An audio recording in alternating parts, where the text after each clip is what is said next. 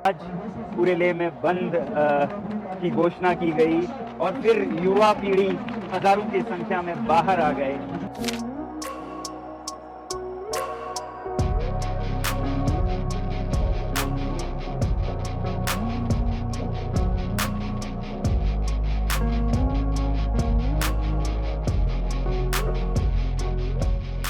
पिछले कुछ सालों से लद्दाख में लगातार प्रोटेस्ट होते रहते हैं और इनकी संख्या लगातार बढ़ती चली जा रही है।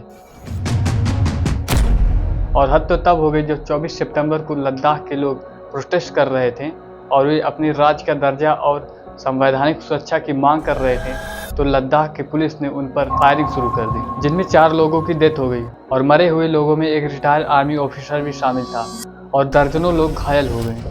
आखिर लद्दाख के लोग इतनी बड़ी संख्या में प्रोटेस्ट क्यों कर रहे हैं और क्या है इसका कारण? आज हम इसी रीजन को आज की इस वीडियो में समझेंगे। साल 1947 से पहले हमारा देश भारत 565 से भी ज़्यादा रियासतों में बटा हुआ था और जब देश का पार्टीशन हुआ तो इन रियासतों को ये ऑप्शन दिया गया कि ये भारत या पाकिस्तान में से किसी एक में शामिल हो सकती हैं और चाहे तो स्वतंत्र भी रह सकती हैं। उन्हीं रियासतों में जम्मू और कश्मीर भी शामिल था और वहाँ पर महाराज हरी सिंह का शासन था। शुरुआत में तो हरी सिंह ने स्वतंत्र रहने का फैसला लिया।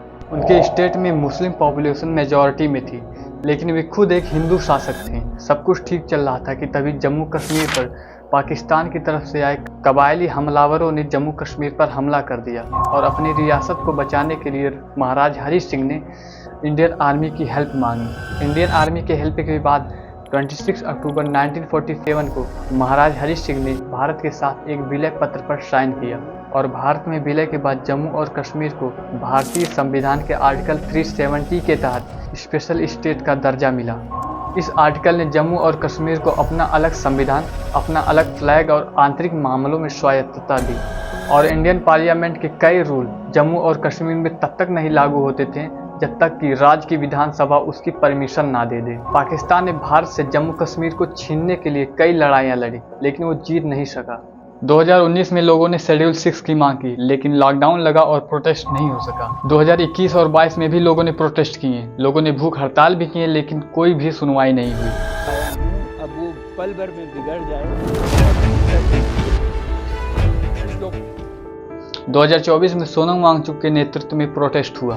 आज हमारे अनशन का 15वां दिन है और आज रविवार हमारे साथ बहुत से लोगों ने उपवास रखा।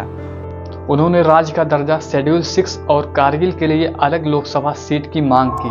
वांगचुक ने लेह अपेक्स बॉडी और कारगिल डेमोक्रेटिक अलायंस जैसे संगठनों के साथ प्रोटेस्ट किया। वांगचुक ने 21 दिनों का क्लाइमेट फास्ट और दिल्ली चलो पदयात्रा शुरू की। ये है आंदोलन और आज 1 सितंबर को हम 25 किलोमीटर चल चुके हैं। दिल्ली जाकर उन्होंने यूनियन होम मिनिस्टर से बात की, लेकिन कोई भी हल नहीं निकल सका। 10 सितंबर को सोनम वांगचुक सहित 15 लोगों ने लेह में 35 दिनों की भूख हड़ताल शुरू की। मेरे अनशन का 14वां दिन है। इस दिन के अनशन पे उम्मीद है हमारी आशाएं पूरी होंगी, जिनका कारण वही पुराना था, लेकिन इसमें लोगों के लिए रोजगार की मांग भी की गई। यह प्रोटेस्ट जीन जेट द्वारा लीड किया गया, जो पीसफुल था और पर्यावरण सुरक्षा से जुड़ा था। लेकिन जो 15 लोग भूख हड़ताल पे बैठे थे, उनमें से 2 लोगों की तबीयत अचानक खराब हो गई और उन्हें पास के अस्पताल में एडमिट कराया गया। लोगों में आक्रोश बढ़ने लगा। 24 सितंबर को लोगों की भीड़ ने सीआरपीएफ की वैन और बीजेपी के हेडक्वार्टर में आग लगा दी।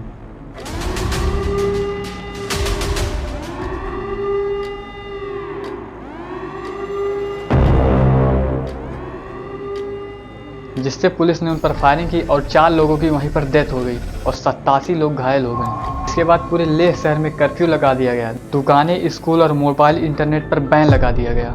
वायलेंस की जांच को सीबीआई को सौंपा गया और सोनम वांगचुक की एफसीआरए के लाइसेंस को सस्पेंड कर दिया गया, क्योंकि इस वायलेंस में उन्हें दोषी ठहराया गया। आज पूरे लेह में बंद की घोषणा की गई और फिर युवा पीढ़ी हजारों की संख्या में बाहर आ गए।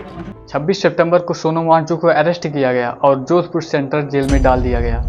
कुछ रिपोर्ट्स में सोनम वांगचुक पर ये आरोप लगे हैं कि उनके पाकिस्तानी जासूसों के साथ कुछ कनेक्शन है, जिनकी इन्वेस्टिगेशन अभी भी चल रही है। सोनम वांगचुक को एनएसए के तहत गिरफ्तार किया गया है। उन पर ये आरोप है कि उनके भाषणों ने नेशनल सिक्योरिटी पर खतरा पैदा किया है और पाकिस्तान के साथ उनके लिंक को बताया गया है।